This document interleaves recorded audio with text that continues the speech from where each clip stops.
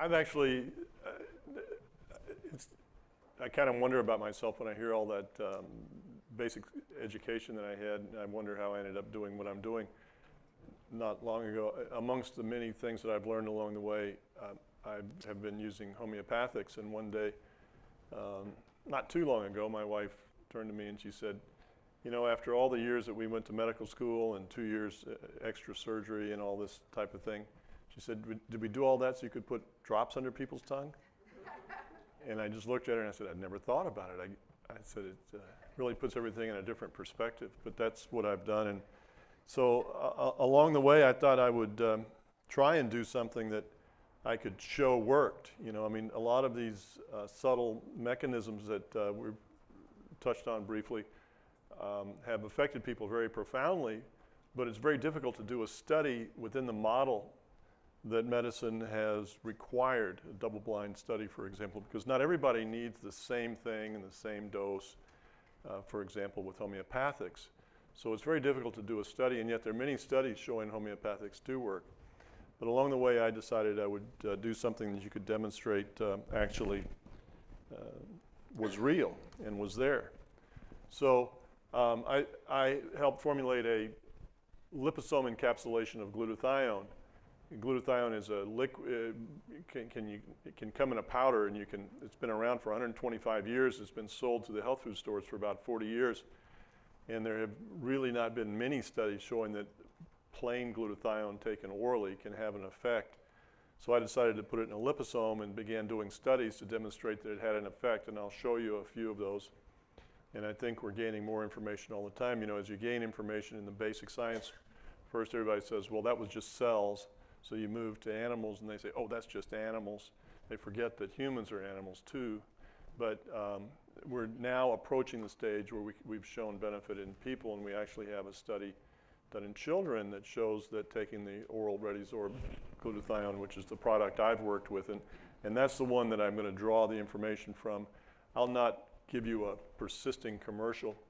I may refer to it as just plain liposomal glutathione in a generic sense, but they're not all the same.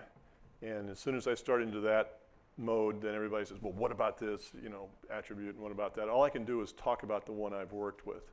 So that's what I plan to do. And if you generate any questions, this is my email.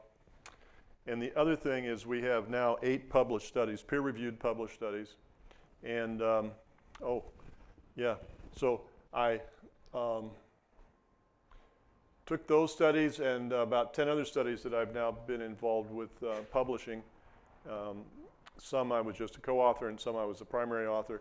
And I put those at drguilford.com, and then when you get there, you'll see your little index at the top. You can press and see the papers. Many of them are online, but if they're not, just write me, and if you're interested, I'll be happy to forward a copy of the paper for educational purposes. The other thing, if you want to join the newsletter that we send that keeps people up to date, I'm hoping that, I know that 2 different papers from 2 different university studies are going to be written up at the end of this month. When they'll be published will depend, of course, on how quickly they're accepted. And I've learned that in science, you can't predict anything. I've learned all the hard way. And anyway, you can go to ReadySorb in the contact area. You can put your name in, and it'll put you on the email list if you're interested. So we're going to talk about glutathione tonight. And just basically, it can work directly, as well as this unique antioxidant can work with enzymes. And this is what separates it from other antioxidants, in my opinion. It turns out that every nucleated cell on the planet makes and uses glutathione, plant and animal. It's really fascinating in that regard. And it works also in the detoxification of reactive oxygen and nitrogen species. I'll talk to you about that. That's a little bit of a summary.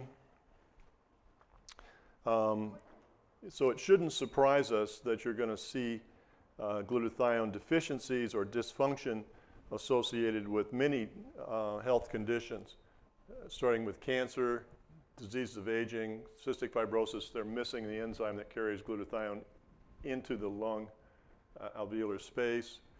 cardiovascular disease, inflammatory disease, immune diseases, and neurodegenerative diseases. Glutathione, when it's low, will skew cells towards chronic inflammation, which includes allergy-type symptoms, and is even involved with autoimmune diseases. And you'll see more and more about that with glutathione over time. At the same time, I was doing chelation for people and wondering what was the problem that caused mercury to be toxic. So I went to the library, back then pre-internet, you know, I used to roam around the library at midnight, and found that the first article and the major thing that they showed with mercury is that it depletes glutathione.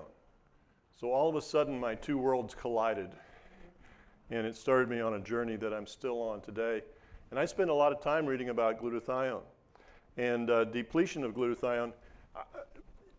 If you're a speed reader, you can read all this. You can see that it influences inflammatory potential, dysfunction of intracellular signaling, including P53. Each of these is very important. But I just wanted to show you that it's also involved in the blockade of the methionine cycle. So since the time I started reading about glutathione back in the 90s, this starts in 1995, I've been working for 10 years with the liposomal glutathione product that I work with since about 2004. The number of articles under the single word search glutathione in PubMed has gone from 10,000 up to 115,000 articles. So, I mean, I don't know how you're going to catch up if you start reading about glutathione. I've been reading, I used to read all night. Now I just read day and night. So, so when you look at it as a detoxifier, it takes care of both xenobiotics, that's from outside, and endogenous compounds. I'll show you that again. But it facilitates the plasma membrane transport of toxins by at least 4 different mechanisms. And I'm not going to go into all of that, but that's the real key with glutathione. It's both an antioxidant and a detoxifier. And your cells make it. And as long as you're making it, everything's fine.